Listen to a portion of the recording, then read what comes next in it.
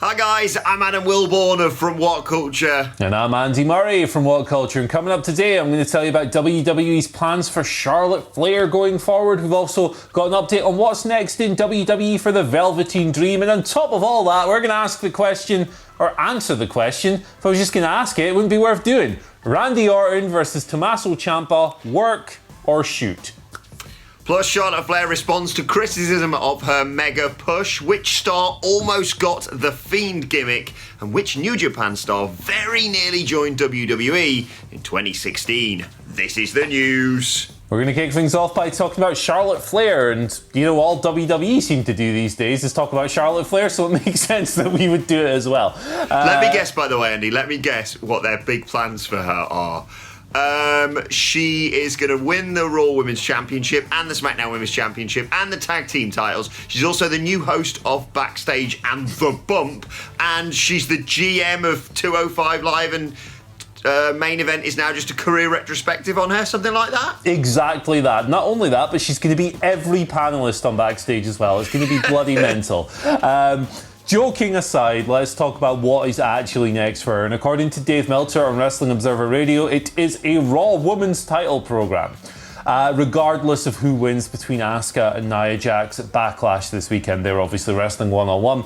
This week's Raw, which featured 7 out of 16 segments had Charlotte in it, which won't do people who dislike her any favours. But this week's episode of Raw, Charlotte beat Asuka. There was some kerfuffles with Nia Jax and interferences and WWE stuff happened at the end of a very good match is basically what I'm trying to say. But whoever wins that match, Charlotte is the next contender apparently. Looking at that and the way WWE book things, I know they kind of view Charlotte as like this pseudo babyface thing, but really she's kind of a heel. So you'd imagine that Asuka's probably going to beat Nia there, and then they'll run that program between her and Charlotte. From an in-ring quality, it's pretty great. They've always had really good matches. The one on Raw was tremendous. The WrestleMania match a couple of years ago was fantastic as well, regardless of what you thought of the results. A lot of people are going to roll their eyes, because a lot of people don't like Charlotte Flair and see her as kind of like this new Roman Reigns figure, don't they? Yeah, they're really not helping their case with that. Like you say, I think we all can appreciate how good a wrestler Charlotte Flair is, and the fact that generally she kind of pulls everyone's best match out of them. But it is ridiculous that she's literally gone from being a champion in NXT almost straight into a title feud on Monday Night Raw. And the annoying thing is, it's actually quite a good story. It's just tainted by the fact that, yeah, we're already annoyed with having her on all of the shows all of the time, and look at what that's done to Raw's rating. What was it, 1.7 mil they did this week? It was a slight improvement, but like still the 4th lowest. Yeah exactly. And the story is fantastic. If you build to a big match, let's say, for example, a SummerSlam match between Charlotte Flair and Asuka, with the storyline being akin to the Becky Lynch-Asuka stuff at the start of the year, being, you can't beat me. I'm the one person who you're never going to be able to get a pinfall or submission victory over, whilst Asuka is champion and she's desperately trying to cling onto that championship. There's actually a really good story there. But like you say, it's got fans all riled up because they're just shoving her down our throats.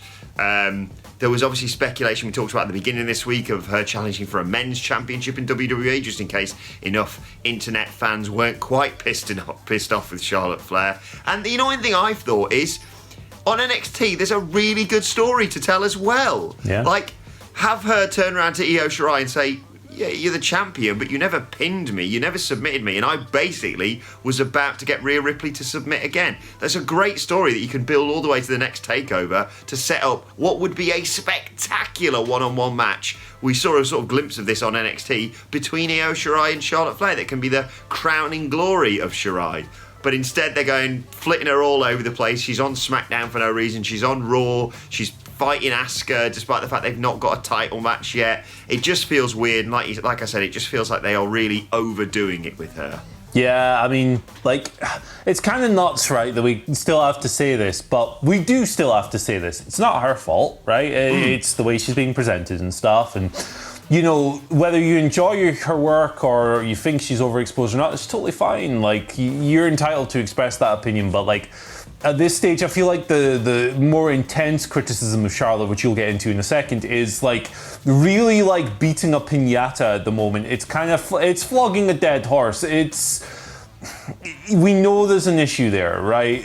But regurgitating the same talking points over and over, I think is kind of counterproductive. It just riles up the vacuums of hostility and stuff even more.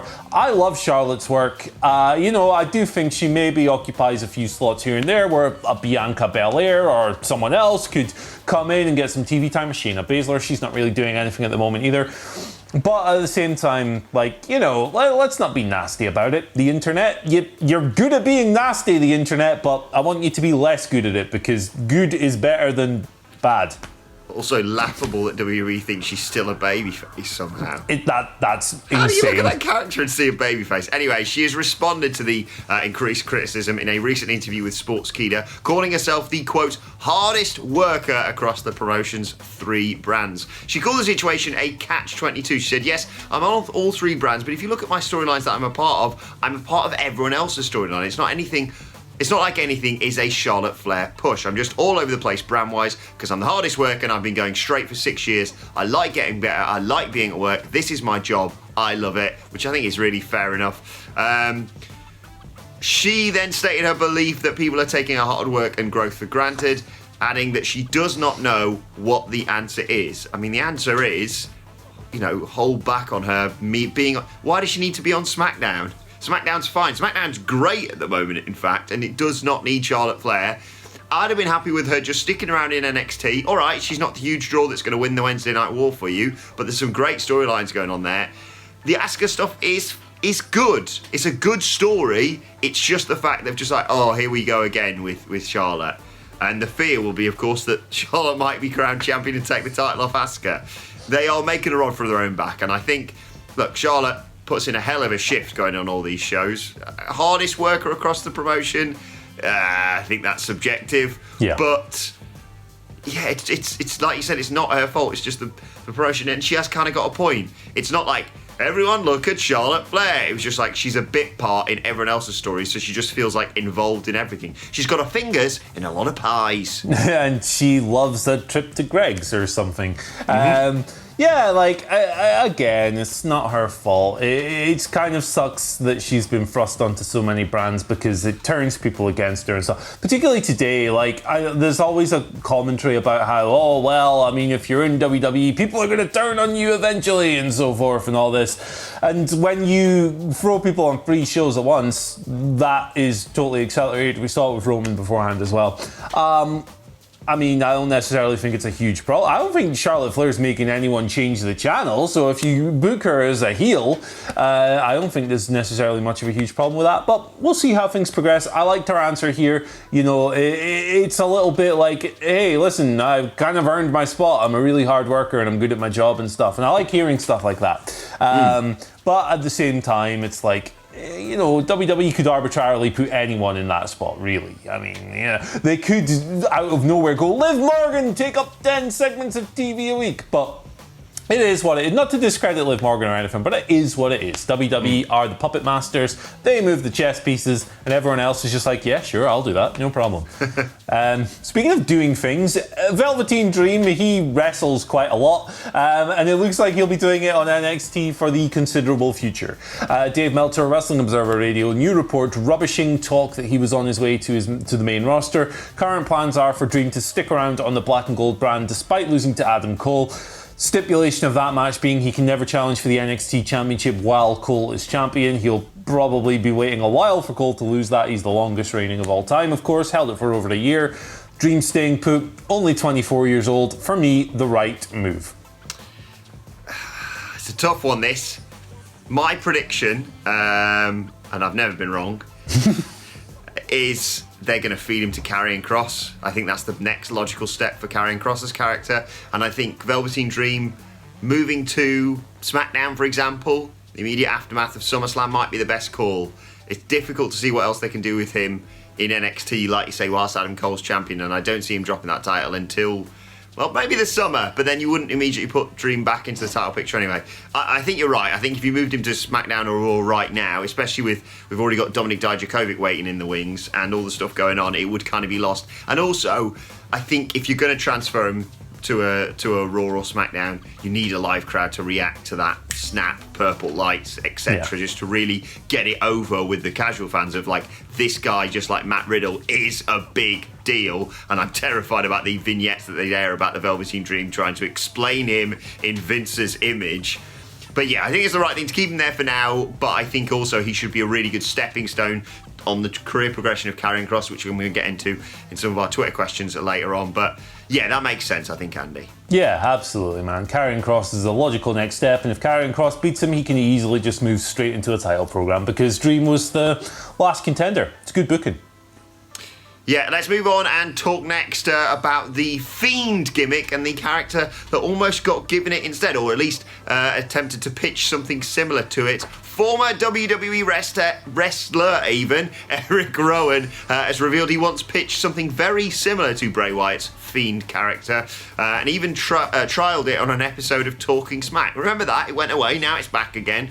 He was on an appearance on the Lewis Nichols show and said the following: "I'm obviously a huge fan of split personalities. I love that kind of character. I remember for the longest time I pushed myself to have a split personality with different masks. I had like 20 different masks. I remember I did a Talking Smack once where I tried a split personality character, and the next thing I know, we're the Bludgeon Brothers." But yes, being a fan of that sort of thing, like horror movies, it's cool to see them allow somebody to do that. Look, it's probably best that that character was given to Bray Wyatt rather than Eric Rowan, but interesting to think that he pitched something very similar to that, and the multiple mask gimmicks is something rather intriguing to me.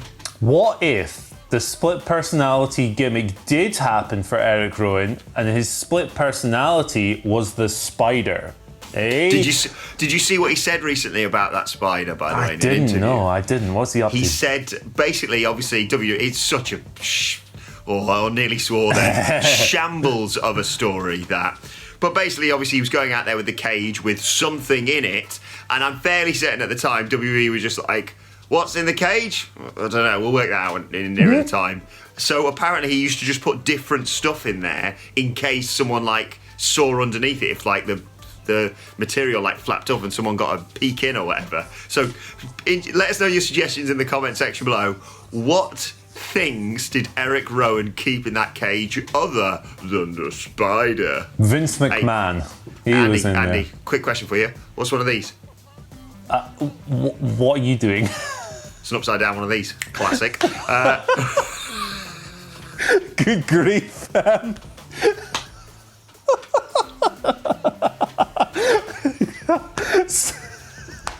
Randy Orton versus Tommaso Ciampa. It's a work. It's a work, Andy. I've got this on. Is it a work or is it a shoot? Dave Meltzer on Wrestling Observer Radio says it's a work. There's no plans to book the match despite the Twitter beef. So, despite Randy Orton getting his wife involved and calling Tommaso Ciampa the self-appointed locker room leader of a wrestling school tremendous patter, nothing's coming of it. It's just a bunch of Twitter crap. There's not going to be a match. That's the story. Good. I mean, I don't want a match because I don't want Tommaso Ciampa to be in a really dull match with Randy Orton, if I'm perfectly honest. And like I said when we first reported this, I think Tommaso Ciampa is just counting the days till Sunday so he can sit back and go, right, you have said this, not me or anyone else. Let's see what your greatest wrestling match ever is. And he just sits back like that, like the Matt Riddle watching a Goldberg match. What a knee bar, bro. He is, I realise it's going to be heavily edited. We reported it's going to be quite a long match as well the other day.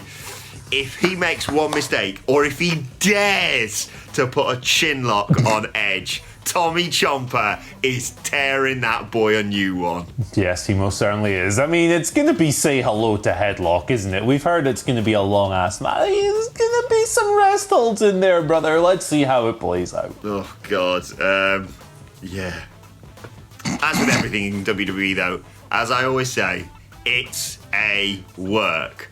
Right, let's move on to our final story of the day, and WhatCulture Wrestling's new best friend, Tama Tonga, he was the guy who came within a hair of joining WWE in 2016. He's talking on his recent Tama's Island podcast, which he promoted when we had an interview with him just the other week. You can still check that out on our YouTube channel or as a podcast by searching for WhatCulture Wrestling.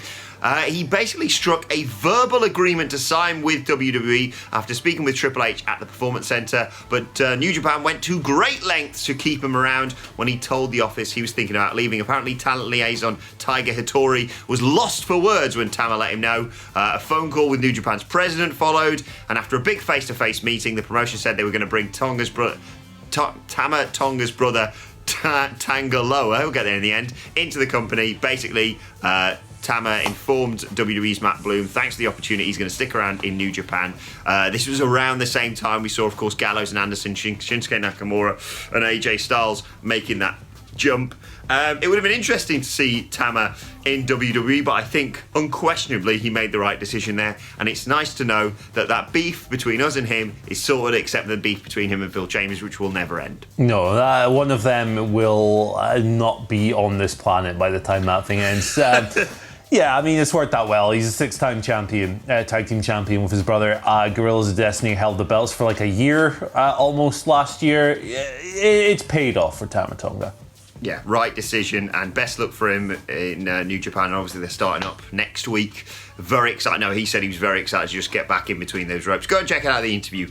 Really nice chatting to him about his unfinished business with Kenny Omega and Cody as well. So go and check that out to find out about that. Right, let's move on, in fact, to your Twitter questions at WhatCulture WWE. First question today comes from to Mr. and Mrs. Marsham, a son called Dave, who says, "Morning, gents. I can see Killer Kross going straight into the NXT title picture now, having a short, dominant run as champion and then moving over to Raw in time for the Royal Rumble as a legitimate title contender." Thoughts? I obviously suggested him beating Velveteen Dream next. What do you think's next for Killer Kross? Karrion Kross, even. I think the Dream idea works very well, but at the same time, I also think that hot-shotting him works very well, because we heard about this guy straight away that he was going to get the rocket strapped to him, he was going to get an immediate fast-forward button push because Triple H loves the guy and stuff, and they've really gone the extra mile with his presentation and his promotion, and the booking of the Ciampa match was sublime. Tommaso Ciampa's an NXT legend, and Kross destroyed the guy, absolutely obliterated him. So title program this early in his career, I think it already makes sense. You don't have to earn these things over several years. Sometimes if you're presented in the right way and you murder Shag Tommaso Ciampa in your first proper match, hell yeah, let's do it. I could definitely see him on the main roster by the end of the year. Absolutely. Yeah.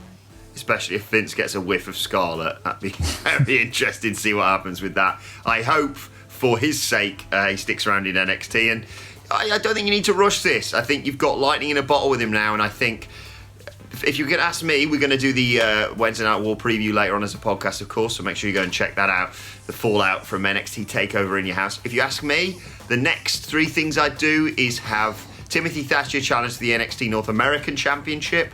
I'd have Finn Balor go after the NXT Championship and Adam Cole. And yeah, like I said, I'd have Karrion Kross beat Velveteen Dream, just as an alternative of like, right, okay, you've beaten the legend of the company, now you have to beat the, and I don't think this, it's just, you know, the way it could be perceived, the slightly weird guy in NXT. Look, I think take your time with this, keep calm and carry on. Second question today comes from Edward Shirazhans, who says, considering Adam W gets questions about the Iconics, who would be on Andy Murray's traditional Survivor Series team if the team was the Beefy Boys? My God, who are the biggest, beefiest boys that would do the biggest, beefiest battering at Survivor Series, which doesn't begin with a B, which ruins my alliteration? Stan Hansen, Bruiser Brody, Lance Archer. I love Lance Archer. I mean, I'm just kind of picking names out here. Who else have we got? Junichiro Tenryu and Keith Lee. Let's do that. That is some serious hefty beef, and they're all a little bit different as well. And they're going to go head to head with Hornswoggle, Marco Stern, What was the one? Colin Delaney. Remember Colin Delaney in ECW? I remember Colin Delaney. He was on AEW Dark a few months ago. I was going to say he came back, didn't he, a while back? The what's his face? The bull, the goddamn bull who was hanging about with the Los Matadors. The WLC guy, Torito. He was awesome. Get him in. He was like legitimately great. Yeah. Oh, that all sounds great. What was the kid with one leg called that Vince McMahon fought? Oh, that Brock Lesnar destroyed in the most uncomfortable match of all time. It was horrible, that match. Zach Gowen, Tenacious Z himself. Yeah, I did love that promo with the whole stuff around him winning that contract. I really enjoyed that storyline when he did a one-legged move. He was so talented. He was classy. And then Vince just went, right, I'll fight you, and then you can fight Brock Lesnar. Yeah. Final question today comes from @IamJoshDouglas on Twitter, who's got a great Twitter name. Do you remember that clip of the bloke doing the bowling? It's that, Andy. Oh, Who goodness. do you think you are? I am. That's his name on Twitter. New Japan often have long singles matches for their main events and are often praised for them due to their quality. With word that Orton versus Edge will be a long match this Sunday, is this the beginning of a trend for them or just a one-off? I think for this era of wrestling, it's probably just a one-off. I think we've learned through all of this that shorter matches tend to click a little bit easier when there's not as much crowd noise, and the epics maybe don't connect it the way you'd like and so forth. I don't think they'll move to that format. The thing about the New Japan layout is that, the way WWE matches are road agented and controlled by people who aren't necessarily involved in the match means that the canvas that they have is more restricted, and you maybe aren't going to capture the imagination to the same level. I'm going to come across as a bit of a New Japan stan there, but I don't care. Like, that's the reality of it. The WWE matches are heavily road agented, and there are certain restrictions you don't like, certain stories they don't want told in the ring. The freedom of the New Japan matches allows them to continue that. Now, I will say that I do think the New Japan main event formula, if it's not like top level, is a little bit played out. I would love to see Tetsuya Naito go in there and just retain the belt in 12 minutes and just a little banger. But no, I've gone way off course. To answer your question, I don't think it's the start of a trend. I do like the theory, though, that they are just spamming the greatest wrestling match ever. So if someone Googles that, they won't find New Japan or Ring of Honor matches. It'll just be, oh, you want to watch Edge Randy Orton again, is it? Okay. Right, let's move on to today's and finally. And I just want to show you this terrifying image from Roderick Strong's Twitter account. It got sent out 1:13 a.m. Our time this morning. And it's just a terrifying picture of Andy Murray of Dexter Lumis, who I think is good now off the back of this. I like Dexter Lumis now, yes. That situation has I mean, it's quite a face, isn't it? What if I did the rest of the video like this? Is that okay? All right. I'm going to try and wrap up. I'm going to be crude. He kidnapped half of the Undisputed Era on Sunday. I hope we get an update on that tonight on NXT. Anyway, let us know your thoughts on that and all of today's news stories in the comments section below. Don't forget to like, share, and subscribe. And subscribe to WhatCulture Wrestling on either iTunes, Spotify, wherever you get your podcasts from for daily wrestling podcasts. As I said, myself and the Dally Boys will be previewing even NXT and Dynamite ahead of tonight's shows on the Wednesday Night War preview. Let us know your thoughts and Twitter questions on Twitter at WhatCultureWWE. Well, actually, there you can follow me and this creepy guy at Andy H. Murray. The H stands for hello darkness, my old friend. I'm going to have nightmares tonight. Follow me at Adam Wilmore. Follow us all at WhatCultureWWE. My thanks to Andy Murray, who's now apparently Dexter Lumis. Thank you for joining us, and we will see you soon.